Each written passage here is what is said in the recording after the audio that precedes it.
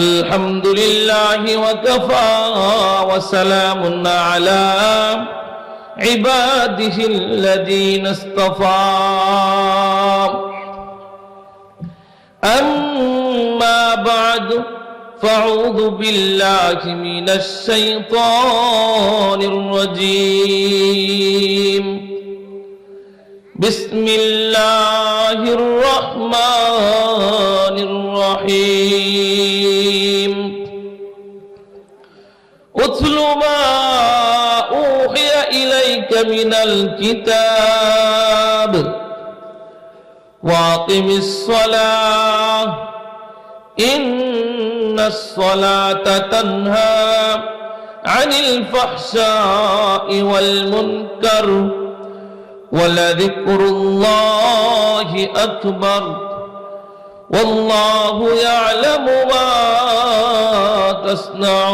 تصنعون وقال النبي صلى الله عليه وسلم أول ما يحاسب به العبد يوم القيامة الصلاة أو كما قال النبي عليه الصلاة والسلام شكل درود شريف পড়েন اللهم صل على محمد وعلى آل محمد كما صليت على إبراهيم وعلى آل إبراهيم إنك حميد مجيد اللهم بارك على محمد وعلى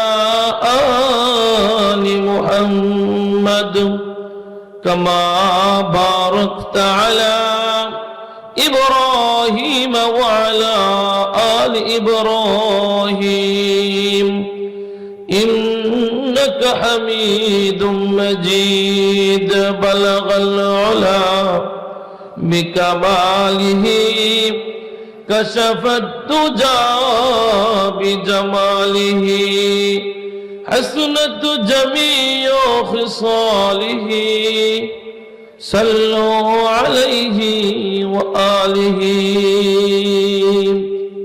الحمد لله আল্লাহ পাকের শুকর যে আজকের জামতলা বাজার জামে মসজিদের ও ব্যবসায়িক এবং এলাকাবাসীর উদ্যোগে দ্বিতীয় বার্ষিক ওয়াজ ও দোয়ার মাহফিলের সম্মানিত সভাপতি হাফেজ কারি হযরত মাওলানা হাবিবুর রহমান আল হাবিব সাহেব ও দাওয়াতি মেহমানগণ উলামা ইকরামগণ আলোচনা করেছেন। আমার বন্ধুবর হযরত মাওলানা ইমরান হোসেন আরিফি সাহেব, হযরত মাওলানা শহীদুল্লাহ সাহেব, সুলাইমান হাকিম নুরি সাহেব ও আরো দাওয়াতি মেহমানগণ আলোচনা করেছেন। আপনার ধৈর্য সহকারে শুনেছেন। আমার পক্ষ থেকে সকলকে জানাচ্ছি আন্তরিক মোবারকবাদ। এবং আমার সামনে উপবিষ্ট রয়েছেন দূর দূরান্ত থেকে আগত মর্দে মুজাহিদ, দিন প্রেমিক, ইসলাম প্রেমিক যুবক ভাইরা, বুড়া বাবারা ও আমার পর্দার আড়ালের মা ও বোনেরা, সর্বপ্রথম আল্লাহ তাআলার দরবারে শুকরিয়া আদায় করি যে রব্বে কারীম আপনাদেরকে এবং আমাকে এই গভীর রজনী পর্যন্ত একটা বেহেশতের বাগান, জান্নাতের টুকরায় বসায় রাখছেন। এই জন্য অন্তরে অন্তঃস্থল থেকে মহাব্বত নিয়া, ভোগ ভরা ভালোবাসা নিয়ে জুড়ে সরে বলি আলহামদুলিল্লাহ। এই শেষ পর্যন্ত বসিয়ে রেখেছেন কে? আমরা কি বসে থাকতে পারছি? আল্লাহ তাআলা রেখেছেন। আল্লাহ তাআলা যদি না চাইতেন আমরা কেউ বসে থাকতে পারতাম না। যেহেতু আপনারা বসে আছেন, আমি উপস্থিত হয়েছি, আসার এখানে বসার কয়েকটা ফজিলত বলে ভূমিকা হিসাবে কয়েকটা কথা বলে আমি আমার মূল আলোচনায় ঢুকবো। এখানে যে বসে আছেন, এটা কি লাভ হয়েছে না লস হয়েছে? লাভটা দুনিয়াতে না আখিরাতে? আখিরাতে।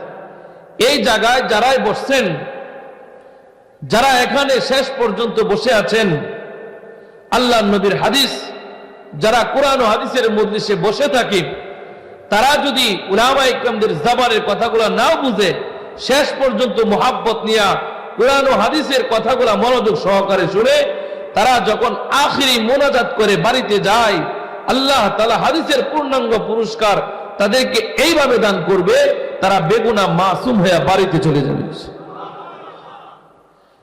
সুবহানাল্লাহ, একটু জোরে কর। কারণ আল্লাহ তাআলা আপনারে আমারে বেগুনা মাসুম বানায়া দিবে, এর চাইতে ফজিলত আর কিছু হতে পারে? কারণ কত গুনাহ আমাদের হয়ে যায়, জেনে না জেনে, ইচ্ছায় অনিচ্ছায়, গোপনে প্রকাশ্যে, আলোতে অন্ধকারে, কত প্রকার গুনাহ হয়ে যায়। কিন্তু এই যে একটা আয়োজন জামতলা বাসী আপনাদের জন্য এই আয়োজনটা করেছে, এটা একটা বাৎসরিক আয়োজন। এখানে বৎসরে আল্লাহ তাআলা এই জায়গাতে বসায়া বসায়া বান্দার গুনাহ মাফ করে। কথা বলেন ঠিক কিনা? যারা এই মজলিসে বসে তাদের গুনাহগুলো আল্লাহ তাআলা মাফ করে, আর যারা শাস্ত্রলে বসে রয়েছে তাদের গুনাহ মাফ হইব? কি মনে হয়? যারা এখন কম্বল নিয়ে সুন্দর আরামে ঘুম দিছে তাদের গুনাহ মাফ হবে না। যারা এই মজলিসে মুহাব্বত নিয়ে বসে আছে, আল্লাহ নবী ঘোষণা করেন এদেরকে আল্লাহ তাআলা বেগুনাহ মাসুম বানায় দিবে। সুবহানাল্লাহ। তাহলে এক নাম্বার একটা ফজিলত পাইলাম। দুই নাম্বার ফজিলত হলো আপনারা এখানে বসার কারণে, এই জামে মসজিদ থাকার কারণে এই জায়গা উলামা ইকরামগণের আগমন ঘটে। কথা বলেন ঠিক কিনা? যদি মসজিদ না থাকতো, আলেম উলামা আইতো, এরকম আয়োজন করতে পারতেন? সম্ভব ছিল? কখনোই না। এই মসজিদ থাকার কারণে আজকে এখানে উলামা ইকরামগণ আসেন। রাসূল সাল্লাল্লাহু আলাইহি ওয়াসাল্লামের ওয়ারিস, ওয়ারাসাতুল আম্বিয়া, যাদের চেহারার দিকে আপনারা মুহাব্বত নিয়ে তাকায় থাকেন, যারা আলেমদের চেহারা দিকে মুহাব্বত আর দরদ আর ভালোবাসা নিয়ে তাকায় দেখে, শুধু কি করে দেখে, মুহাব্বত নিয়ে তাকায় থাকে। হাকিমুল উম্মত মুজাদ্দিদুল মিল্লাত আশরাফ আলী থানভী রাহমাতুল্লাহি আলাইহি বলেন যে মরণের সময় আজরাইল যখন তার কাছে আসবে, তখন তার চেহারার ভিতরে ওই আলেমদের সাক্ষাতে নূরগুলা ঝলমল করতে থাকবে। আজরাইল তাকে সালাম দিয়া তারপরে তার জান বাহির করবে। জোরে বলেন সুবহানাল্লাহ। তাহলে আলেমদের সাক্ষাতে লাভ না লস? কেমন লাভ? মরার সময় আজরাইল সালাম দিবে। আর বেনামাজি, কোরআন হাদিসের সাথে সম্পর্ক নাই, আলেমদের সাথে সম্পর্ক নাই, কোরআন ও হাদিসের মজলিসে কোনোদিন আসে না, ওদের মরণ কি এরকম আজরাইল এসে সালাম দিব? আপনি কফিসা হুজুর সারাদিন গাঞ্জাটা নেন, ফরসাব করে ডিলালন না, আসসালামু আলাইকুম এটা কইব না? মুগরটা লইব? মুগর এমন মুগর দেখাবে, এমন চেহারা, ভয়ঙ্কর চেহারা নিয়া বেনামাজির সামনে দাঁড়াবে, তার মরণের সময় চোখ উল্টে যাবে, জিহ্বায় কামড় মারবে, লাঠি দিয়া তারপরে দুনিয়া থেকে বিদায় নেবে। তার ভয়ঙ্কর মরণ। এজন্য এখানে বসার কারণে আপনার আমার মরণটা যদি আজরাইল সহজ করে দেয়, আল্লাহ যদি সহজ করে দেয়, আজরাইল যদি জানটা আসানের সাথে বাহির করে, তাহলে আমাদের কি আরো কিছু লাগে? আর কিছু প্রয়োজন নাই। আল্লাহ যদি ঈমানের সাথে আসানের সাথে জান বাহির করে, এতেই আমরা আলহামদুলিল্লাহ। কথা বলেন ঠিক কিনা? তাহলে এই মজলিসে বসছেন, দুই নাম্বার লাভ বললাম, আল্লাহ তাআলা আপনাদেরকে উলামা ইকরামদের চেহারার নূরগুলা আপনাদের কপালে আটকায় রাখবে। আজরাইল সালাম দিয়ে জান বাহির করবে। সুবহানাল্লাহ। তিন নাম্বার ফজিলত, এই যে এখানে বসছেন, আল্লাহ পাকের রহমত দ্বারা পুরা জায়গাটা আল্লাহ তাআলা বেষ্টন করে রাখছে এবং ফেরেশতাদের সামনে প্রশংসা করতেছে। আল্লাহ তাআলা ফেরেশতাদেরকে বললেন, ও ফেরেশতা, তাকায়া দেখ জামতলার মানুষগুলা, জামতলাবাসী, রাত্র গভীর হয়ে গেছে, তারা পারতো আরামের বিছানায় ঘুমায় থাকতে, তারা পারতো আরামের ঘুমটা নষ্ট না করতে, কিন্তু ফেরেশতা দেখ আমার বান্দাগুলা আরামের ঘুমকে হারাম কইরা দুনিয়ার ভোগ বিলাসা বাদ দিয়া কোরআন ও হাদিসের মজলিসে বসে আছে, আমার কালামের কথাগুলা তারা শুনতেছে, ওই মজলিসে পয়সা পয়সা আমি রবের নাম জপতেছি। ও ফেরেশতা সাক্ষী থাক, আমি আমার বান্দার জীবনের গুনাহগুলোকে মাফ করে দিলাম। তাহলে বাবা এই মজলিসে বসলে লাভ না লস? আবার 4 নাম্বার কথা হলো, এই মজলিসে সবাই বসতে পারে না। এই মজলিসে যাদেরকে আল্লাহ পছন্দ করে, যাদেরকে আল্লাহ ভালোবাসে, তারাই কিন্তু এই সমস্ত মজলিসে বসতে পারে। অনেকে নিয়ত করছিল যখন আপনাদের মসজিদে মাহফিলের তারিখ হয় যে 21 তারিখে, ডিসেম্বরের 21 তারিখে জামতলা মসজিদে মাহফিল। অনেক যুবক ভাই, অনেক বুড়া বাবা নিয়ত করছিল যে জামতলা মাহফিলটা যেহেতু কাছেই আছে, ইনশাল্লাহ সারা রাত্র মাহফিলটা শুনবো। কথা বলেন ঠিক কিনা? এরকম নিয়ত করছিল না? কিন্তু দেখা গেল সকালবেলা উঠতে বাচ্চার মা কইতেছে, এখন শুনবো মৌসিংকে বাসা কইতেছে, শুনছেন এ রাত্রে তো ভিডা বানাইছি, মেয়ের বাড়ি লয়ে যাও লাগবো। ভিডা লয়ে গেছে কই? মেয়ের বাড়ি। নিয়ত করছিল জামতলা মসজিদের মাহফিল শুনবো, কিন্তু শুনতে পারে নাই। ভিডা লয়ে গেছে কই? মেয়ের বাড়ি। অথবা কোনো ঝামেলার ভিতরে ফালাইয়া দিছে, শুনতে পারে নাই। আবার অনেকেই বলছিল মনে মনে ইচ্ছা আছে, এই দিন তো আমার ঝামেলা আছে, মাহফিল মনে হয় শুনতে পারবো না। কিন্তু আল্লাহ তাআলা তার ঝামেলা দূর কইরা আজকে শেষ পর্যন্ত মাহফিলে বসায়া রাখছে। কথা বলেন ঠিক কিনা? এটা কে করেছেন? আল্লাহ পাক করেছেন। আল্লাহ তাআলা কাদের দ্বারা এই কাজগুলা করায়? আল্লাহ নবী বলেন, ক্বালা রাসূলুল্লাহ সাল্লাল্লাহু আলাইহি ওয়াসাল্লাম, ইযা আরাদাল্লাহু বিআবদিন খায়রান ইস্তামিলুহুল্লাহ। ক্বালু কাইফা ইস্তামিলুহুল্লাহু ইয়া রাসূলুল্লাহ। আল্লাহ নবী বলেন, আল্লাহ তাআলা যাকে ভালোবাসেন, আল্লাহ তাআলা যাকে মহব্বত করতে চান, আল্লাহ তাআলা যাকে পছন্দ করতে চান, আল্লাহ তাআলা ওই বান্দাটাকে ভালো কাজের ভিতরে ব্যবহার করেন। আল্লাহ নবী যখন সাহাবায়ে কেরামদের কাছে এই কথাটা শোনালেন, সাহাবায়ে কেরাম কথাটা শোনার পরে নবীর কাছে জানতে চাইলেন, ক্বালু কাইফা ইস্তামিলুহুল্লাহু ইয়া রাসূলুল্লাহ। ওগো আল্লাহর নবী, আল্লাহ তাআলা আবার কিভাবে তার বান্দাকে ভালো কাজের ভিতরে ব্যবহার করেন? সাহাবায়ে কেরাম যখন নবীর কাছে এই কথাটা জানতে চাইলেন, নবী জবাব দিয়ে দিলেন, ক্বালা ইউফিকুহুল্লাহু লিল আমালিস সালিহি ক্বাবলাল মাউত। আল্লাহ তাআলা যেই বান্দাকে ভালোবাসতে চান, ওই বান্দাকে তার মৃত্যুর পূর্বে দুনিয়াতে যত ভালো কাজ রয়েছে ওই সমস্ত ভালো কাজগুলা করার মতো তৌফিক দিয়া দেয়। বলেন আজকের এই কোরআন হাদিসের মজলিস, কোরআনের মজলিস, এটা কি ভালো কাজ না খারাপ কাজ? জোরে বলেন, ভালো না খারাপ? ভালো কাজ কে করাইলেন? আল্লাহ তাআলা এই ভালো কাজ আপনার দ্বারা আমার দ্বারা করাইতেছে। তার মানে হাদিস দ্বারা বোঝা গেল আল্লাহ তাআলা অবশ্যই অবশ্যই আপনাকে আমাকে ভালোবাসেন আর মহব্বত করেন। কথা বলেন ঠিক কিনা? তাহলে আল্লাহর ভালোবাসা পেয়েই আমরা এখানে বসে আছি।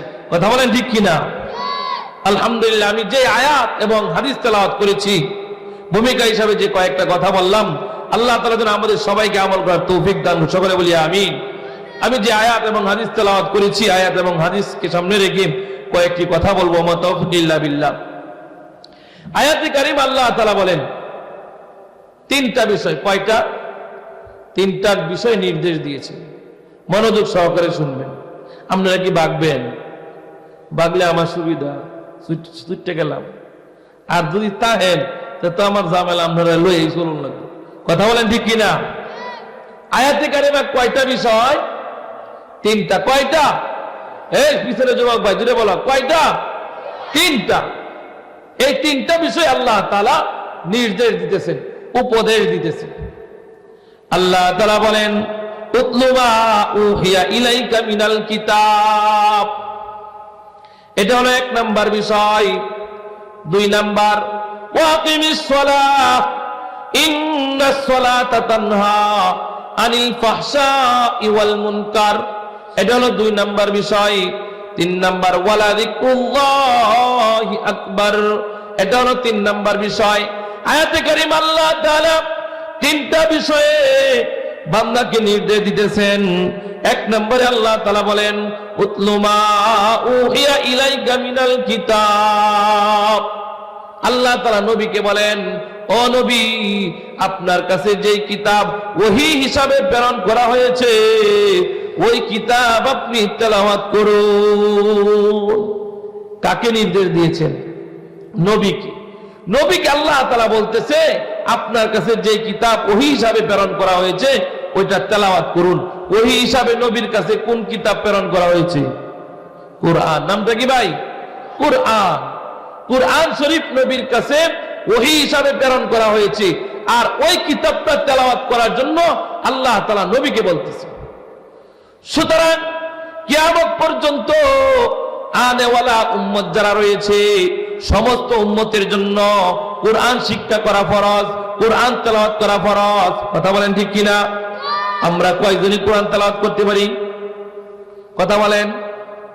সবাই কি কোরআন পারি? কোরআন তেলাওয়াত করতে পারি না। কেমন নবীর উম্মত হয়ে গেলাম রে বাবা!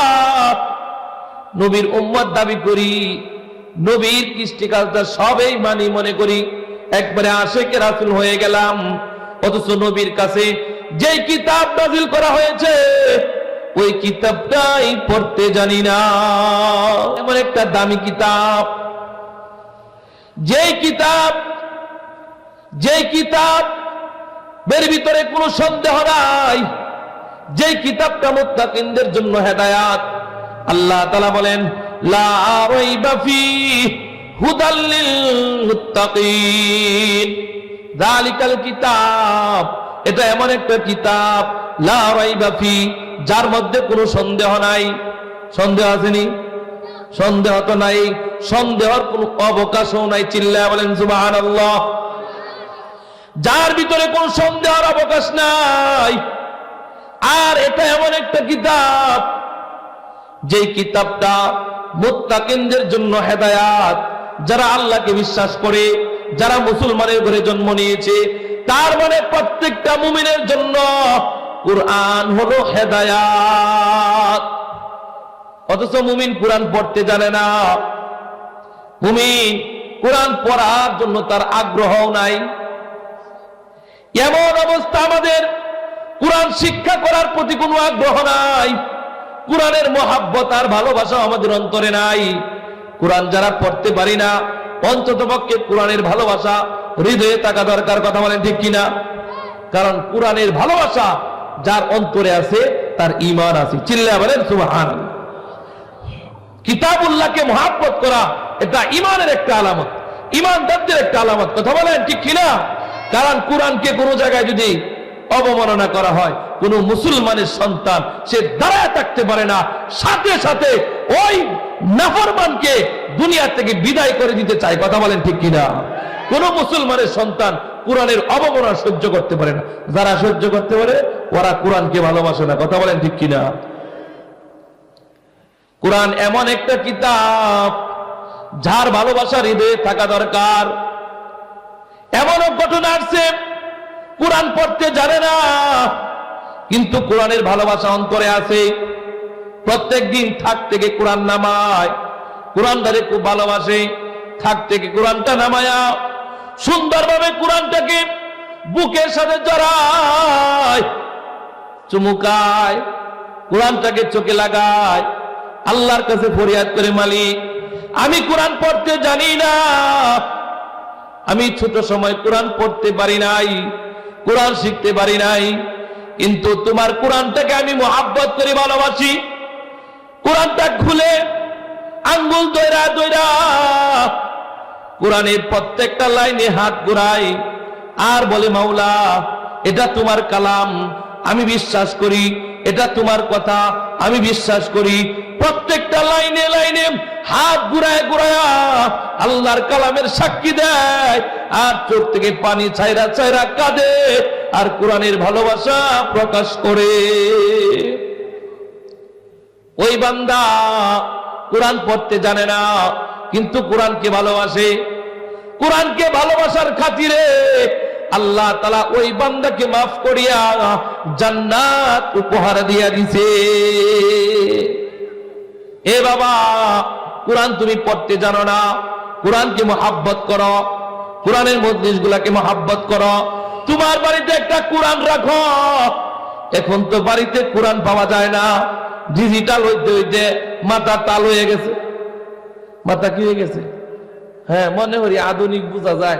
ঘরের ভিতরে বিশাল একটা টিভি রাখলে মনে হয় এটা আধুনিক বুঝে। কথা বলেন ঠিক কিনা? ঘরের ভিতরে 2-3টা বক্স থাকলে বোঝা যায় পুরাটাই আধুনিক। ঘরের ভিতরে যদি নোংরা কিছু কাপড় থাকে, মানে অর্ধেক পরে অর্ধেক দেখা যায়, হ্যাঁ ফুল আধুনিক। কথা বলেন ঠিক কিনা? আমাদের কৃষ্টি কালচার আজকে মুসলমানের আদর্শকে এত বিকৃত করেছে, মুসলমানের সন্তানরাই বলতে পারে না কোনটা মুসলমানের কাপড়, কোনটা ইহুদিদের কাপড়। কথা বলেন ঠিক কিনা? আজকে আমরা নিজেদের কি ভুলে গেলাম?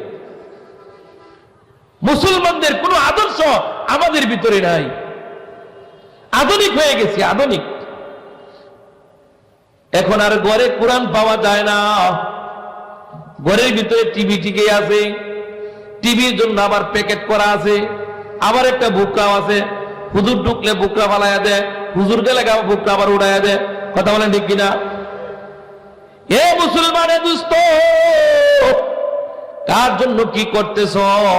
কোরআনের ভালোবাসার জন্ম দেও, ঘর থেকে টিভি সরাও। আগের যুগে দেখতাম আমার দাদার দাদা, আমার দাদার বাপ, দেখতাম কোরআন মেলায়া প্রত্যেক দিন ফজরে পড়ে বালিশের উপরে কোরআন রাইখা সুন্দরভাবে বড় বড় অক্ষর হলুদ রঙের এইভাবে কোরআন পড়তো। সকালে সকালে আগে শোনা যাইতো ঘরের ভিতর থেকে ফজরের পরে মা বোনেরা কোরআন তেলাওয়াত করতো। কোরআনের তেলাওয়াত ঘরের বাহির থেকে শোনা যাইতো। কিন্তু এখন বর্তমানে কোরআনের তেলাওয়াত শোনা যায় না, এখন শোনা যায় গানের আওয়াজ। কথা বলেন ঠিক কিনা? গান বাদ্যর আওয়াজ ঘর থেকে আসে, সিনেমার আওয়াজ ঘর থেকে আসে, নাটকের আওয়াজ ঘর থেকে আসে, কিন্তু কোরআনের আওয়াজ আসে না। এ মুসলমান, আজকে কোন পথে হাঁটতেছি? আল্লাহ তাআলা নির্দেশ দিতেছেন, উতলু মা উহিয়া ইলাইকা মিনাল কিতাব। ও নবী, আপনার কাছে যে কিতাব নাযিল করা হয়েছে ওই কিতাব আপনি তেলাওয়াত করুন, আপনার উম্মতদেরকে তেলাওয়াত করতে বলুন। কিয়ামত পর্যন্ত যারা নবীর উম্মত দাবি করবে, যারা নবীর আশিক হবে, তাদের জবানে আল্লাহর কালামের তেলাওয়াত জারি থাকবে। কথা বলেন ঠিক কিনা? তাদের জবান দিয়ে তুমি গানের আওয়াজ আসতে পারে। তাহলে আজকে এই জামতলা বাজার জামে মসজিদ থেকে এখানে যে বসছেন কোরআন ও হাদিস থেকে কথা শোনার জন্য, কয়েকটা নসিহত লইয়া যাইবেন না তৈয়া যাইবেন? কেরা কেরা লইয়া যাবেন? একটু হাতাঙ্গান, সবাই একটু হাতাঙ্গান, হাতে নাড়াচাড়া দেন। লিল্লাহে তাকবীর, নারে তাকবীর। কোরআন হাদিসের আলো, কোরআন হাদিসের আলো, নারে তাকবীর। মাশাআল্লাহ, হাত নামান। গুমডা ভাঙছে একটু, কি বলেন? রাত্র হয়েছে, অনেকে জিমি জিমি পারতাছে। এখন কোরআন হাদিসের কথা শুনে সবাই সজাগ হয়েছে। কথা বলেন ঠিক কিনা? তাহলে কোরআন, কোরআনের তেলাওয়াত প্রত্যেকটা মুসলমানের ঘরে ঘরে থাকবে। কোরআন শিক্ষা করা সবার জন্য ফরজ। কোরআন শিখলে পরে কি লাভ? খায়রুকুম মান তাআল্লামাল কুরআনা ওয়া আল্লামা। আমি শুধু আংশিক বলে বলে যাব, যেহেতু 3টা বিষয়, লম্বা আলোচনা করা যাবে না। আল্লাহ নবী বলেন, যেই ব্যক্তি কোরআন শিখলো এবং অন্যজনকে কোরআন শিখাইলো, ওই ব্যক্তি আল্লাহর জমিনে সবচেয়ে শ্রেষ্ঠ মানুষ। শ্রেষ্ঠ মানুষকে যে নিজে কোরআন শিখলো এবং অন্যকে শিখাইলো। এ বাবা, আজকে তুমি সন্তানের বাবা হয়ে গেলা, নিজে তো কোরআন শিখলা না, নিজের সন্তানটাকে কোরআন শিখাও না। তুমি এখান থেকে ওয়াদা করো, আমি নিজেও শিখবো, আমার সন্তানকেও কোরআন শিখাবো। পারবো তো ইনশাআল্লাহ? কারণ নিজে কোরআন শিখতে হবে। তুমি যদি একটা সূরাও জানো, সূরা ফাতিহাটা যদি তুমি পড়তে পারো, সূরা ফাতিহার ভিতরে কয়টা আয়াত আছে? 7টা। কয়টা? 7টা আয়াত আছে। কারণ আল্লাহ তাআলা বলেছে একজন হাফেজে কোরআন এক একটা আয়াত পড়বে তো সে জান্নাতের এক এক তলায় উপরে উঠতে থাকবে।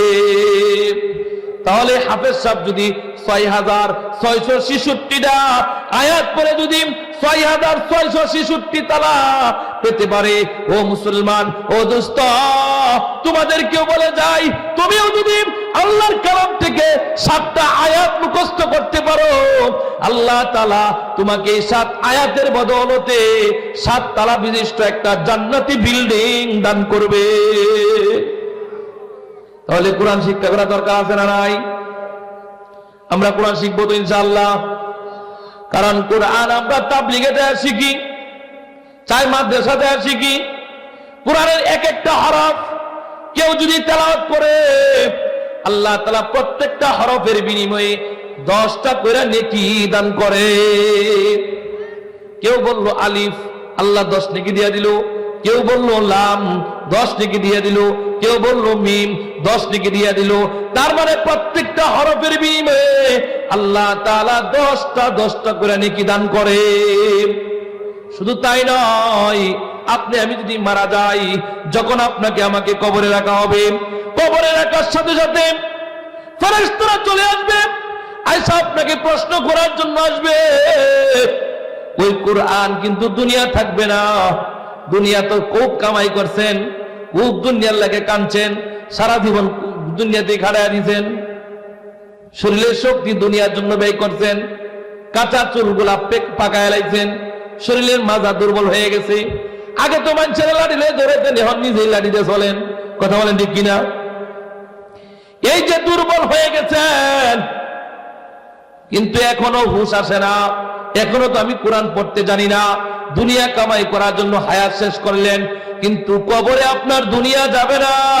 আপনি যে কোরআন থেকে 10টা আয়াত শিখে গেলেন, এই 10টা আয়াতে আপনার কোরআন কবরে যাবে। আপনাকে যখন মুনকার নাকির ফেরেশতারা প্রশ্ন করবে, তখন ওই কোরআন বলবে, এই তোমরা আমার বন্ধুকে, আমার দোস্তকে ডিস্টার্ব দিও না, আমার দোস্তকে আরামের ঘুম ঘুমাইতে দাও, যা প্রশ্ন লাগে আমাকে করো, আমি তোমাদের সকল প্রশ্নের জবাব দিয়া দিব। জোরে বলেন সুবহানাল্লাহ। তাহলে 1 নাম্বার আমল, উতলুমা উহিয়া ইলাইকা মিনাল কিতাব, কোরআন তেলাওয়াত করা।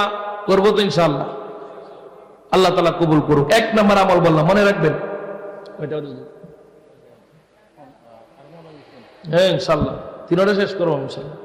2 নাম্বার, ওয়াকিমিস সালাহ ইন্নাস সালাতা তানহা আনিল ফাহশাই ওয়াল মুনকার।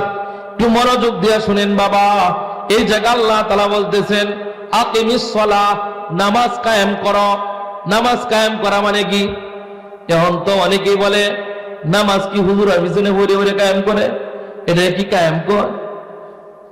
হ্যাঁ, এই নামাজ কায়েম করতে কইছি, নামাজ দল্লা করতে কইছি না। এইটা কইয়া আরো দল ফল ফাহায়া নামাজ হয়ে যায় না। এরা মাসেরা নাই, মানে শয়তান, মানে এই ফালবুল দেয়া নামাজ থেকে বিরত রাখে। হ্যাঁ, নামাজ আমরা কায়েম করতেছি, কলবে নামাজ পড়তেছি, কলবে গুলে নামাজ পড়তেছি। এটার নামে কি নামাজ কায়েম করা নেই? নামাজ কায়েম করা মানে নামাজ প্রতিষ্ঠিত করা। আপনি নিজে নামাজ পড়লেন, আপনার সন্তানকে আপনি নামাজি বানাবেন, আপনার মেয়েটাকে আপনি নামাজি বানাবেন, আপনার স্ত্রীকে আপনি নামাজি বানাবেন, আপনার মেয়েটাকে আপনি নামাজি বানাবেন, আপনার বাবাটাকে আপনি নামাজি বানাবেন, আপনার মাকে আপনি নামাজি বানাবেন। অর্থাৎ আপনার অধীনস্থ যারা রয়েছে সবাইকে আপনি নামাজি বানাইবেন। তাহলে আপনি নামাজ কায়েম করতে পারছেন। পরিবারের ভিতরে সবাইকে নামাজি বানানো, আর হে দাওয়াত দেয় নামাজ পড়িস না, যাইস না, এইভাবে কি পড়তে কইছে আল্লাহ? মোল্লা মুন্সি কি বুঝে? আরো দল বল পাহায়া নামাজই যায় না, নামাজই পড়ে না। এটা হলো আপনার চরম দুশ্মন। ওই লোকটা আপনাকে জাহান্নামে ঠেলে দিচ্ছে। কথা বলেন ঠিক কিনা? যে ব্যক্তি নামাজ কায়েম করতে পারবে, নিজে নামাজ পড়লো, তার মেয়েটাকে নামাজি বানাইলো, তার সন্তানকে নামাজি বানাইলো, তার মা বাবাকে নামাজি বানাইলো, ওই লোকটার নামাজ এত শক্তিশালী, এত শক্তিশালী, আল্লাহ তাআলা ওই ব্যক্তি সম্পর্কে বলে ইন্নাস সালাতা তানহা আনিল ফাহশাই ওয়াল মুনকার। ওই ব্যক্তির নামাজ তাকে জিনা করতে দিবে না, ওই ব্যক্তির নামাজ তাকে চুরি করতে দিবে না, তার নামাজ ডাকাতি করতে দিবে না, তার নামাজ মদ খাইতে দিবে না, তার নামাজ গাঞ্জা খাইতে দিবে না, তার নামাজ মানুষের হক নষ্ট করতে দিবে না, তার নামাজ রাসূলের সুন্নাত থেকে বারণ করবে না। কথা বলেন ঠিক কিনা? যেই ব্যক্তি নামাজ কায়েম করবে, ওই ব্যক্তির নামাজ তাকে চুর, ডাকাত, রাহাজানি, অন্যায়, অশ্লীল, গুনাহের সমস্ত কাজ থেকে তার নামাজ তাকেই বাঁচাবে। চিল্লায় বলেন সুবহানাল্লাহ। নামাজ কায়েম করলে পরে। আর যদি নিজে একা একা খুব নামাজি, আরে বাবারে 5 ওয়াক্ত নামাজ পড়ে, ছেলে হিন্দে গাঞ্জা টানে, হ্যাঁ একবারে হজ করে এসেছে, মেয়ে তাই বেপরদা আছে না নাই?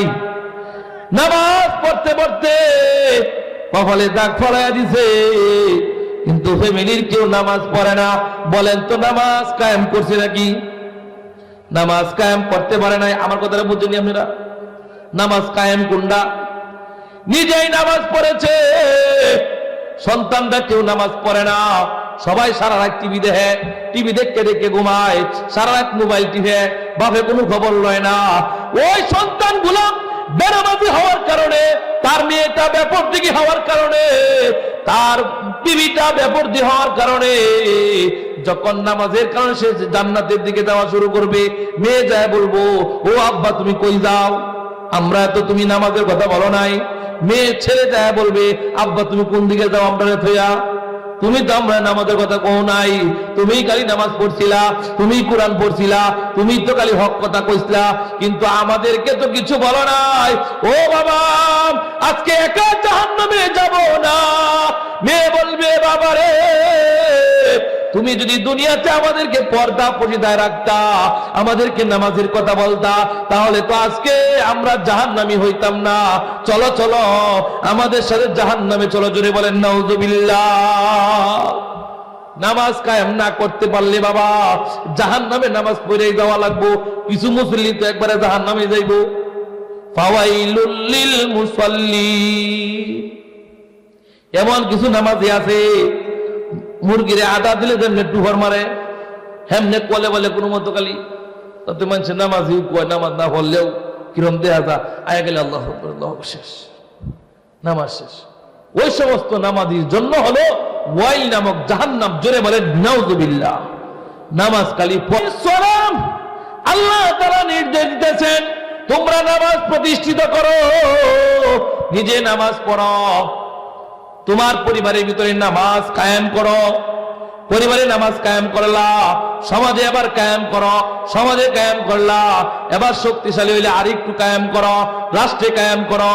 এইভাবে যদি নামাজ প্রতিষ্ঠিত করতে পারো, ওই নামাজে তোমাকে গুনাহ করতে দিবে না।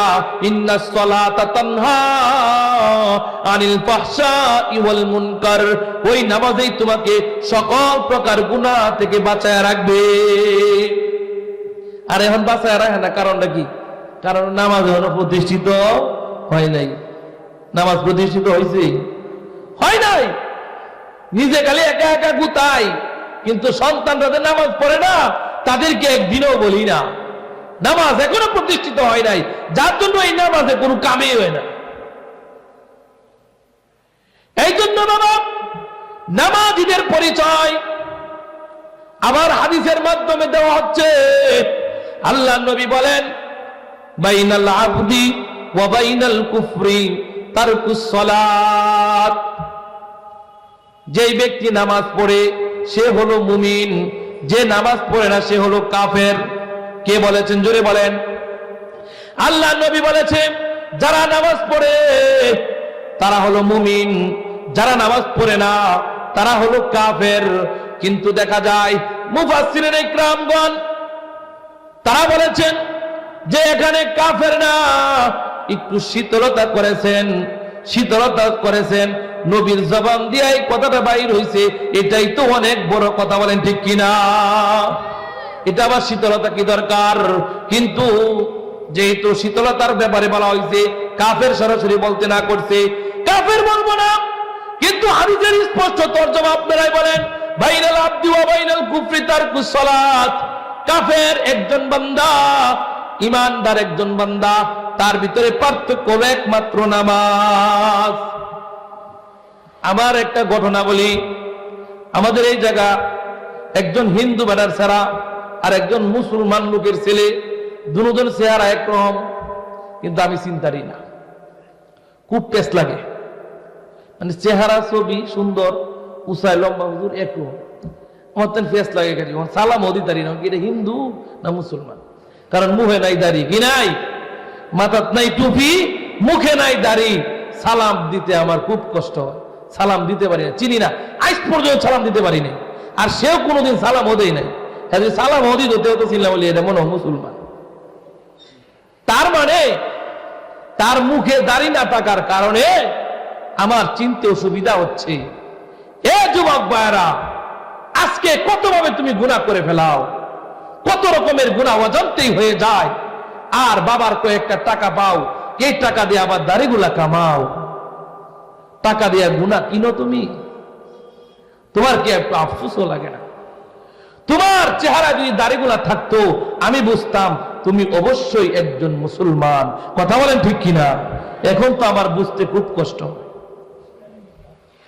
এই জন্য বাবা আল্লাহর নবী বলেন, একজন মুসলমান, একজন ইমানদার, দুইজনের ভিতরে পার্থক্য হলো নামাজ।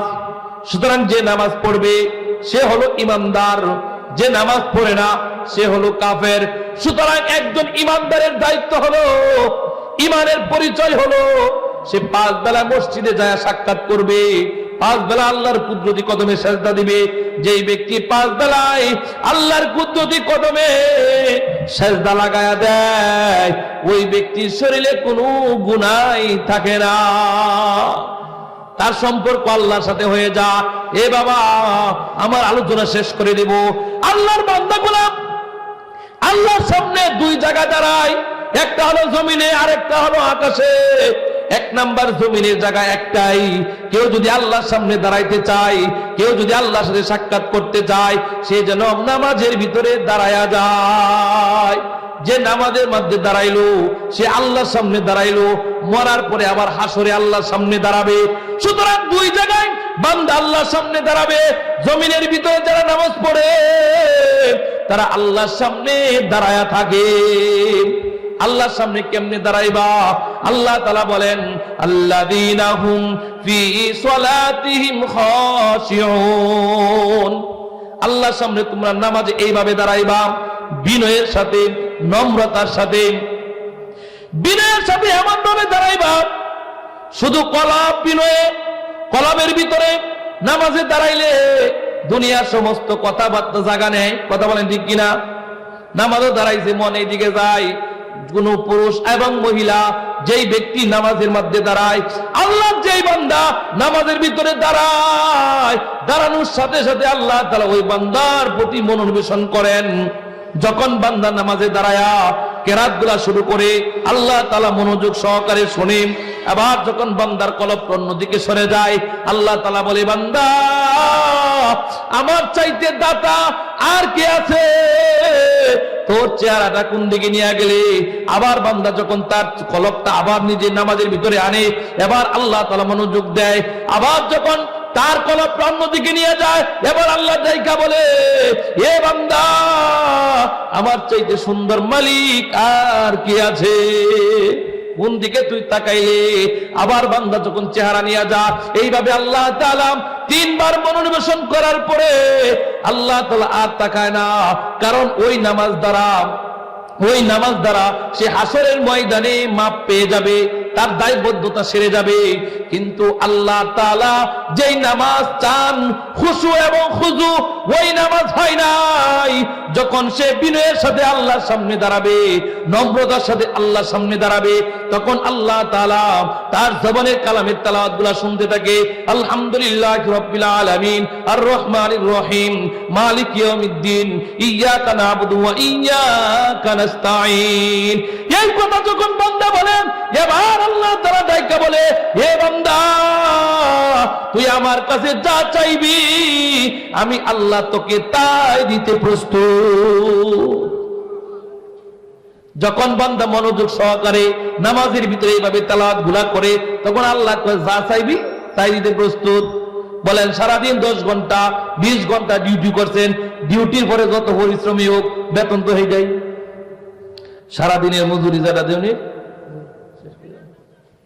সারাদিনের মজুরি যেটা দেওনের কথা এটাই তো দিব নাকি, বেশি তো দিত না।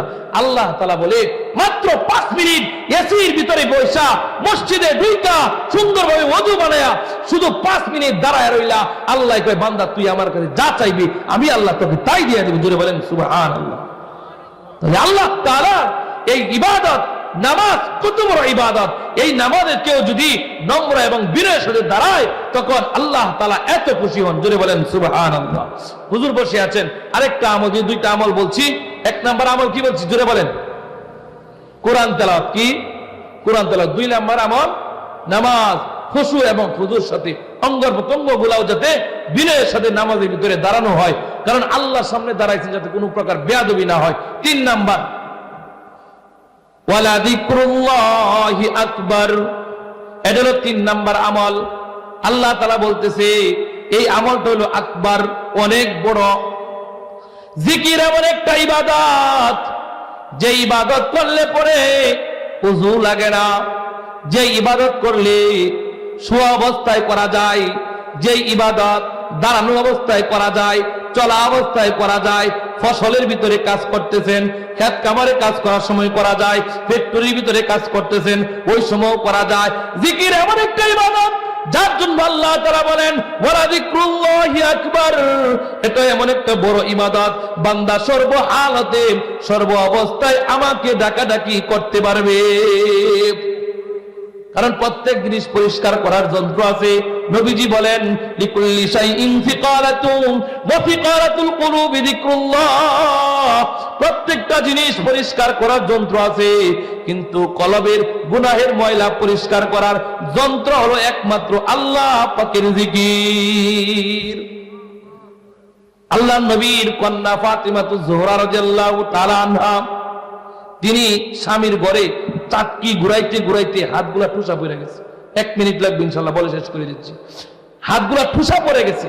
আর এখন বর্তমানে বাবারে বাবা বেটেন এত ডিজিটাল হইছে, বাতি উড়ান দেখাইতে চায় না, কুকার আইনে দেউন লাগবো, ফুটতে থাকে খালি সুইচ মারবো, উঠতে দেখবো বাত হয়ে গেছে। কি আরাম!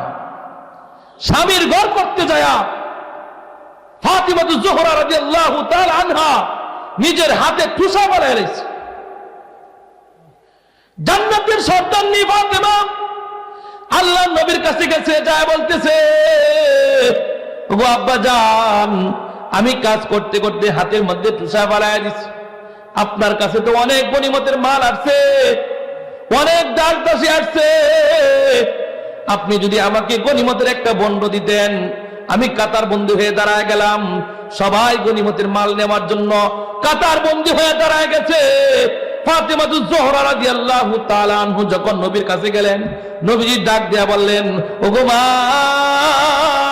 তোমাকে গনিমতের মালের চাইতে আরো বড় একটা ইবাদত দিয়া দিতেছি। ও মা, তোমাকে একটা ইবাদত দিতেছি, তুমি শোয়ার সময় পড়বা সুবহানাল্লাহ 33 বার, আলহামদুলিল্লাহ 33 বার, আল্লাহু আকবার 34 বার। এই আমলগুলো শোয়ার সময় পড়বা, আল্লাহর জিকির করতে করতে ঘুমায় যাইবা, দুনিয়ার সমস্ত কিছুর চাইতে উত্তম সওয়াব আল্লাহ তোমাকে দান করবে। গনিমতের মাল দেয় নাই, দাসদাসী দেশে নাই, দিছে কি জিকির। কি দিছে? জিকির। সুবহানাল্লাহ 33 বার, আলহামদুলিল্লাহ 33 বার, আল্লাহু আকবার 33 বার। এই যে একটা তাসবিহ, এই তাসবিহগুলা 5 ওয়াক্ত নামাজের পরে পাঠ করা হয়। কথা বলেন ঠিক কিনা? যাকে তাসবিহ ফাতিমি বলা হয়। তাহলে আমরা 5 বেলায় 5 ওয়াক্ত নামাজের পরে এই তাসবিহগুলা পাঠ করব তো ইনশাআল্লাহ। 3টা ইবাদত আমল দিয়ে গেলাম। 1 নাম্বার কোরআন তেলাওয়াত, 2 নাম্বার নামাজ, 3 নাম্বার জিকির করব তো ইনশাআল্লাহ।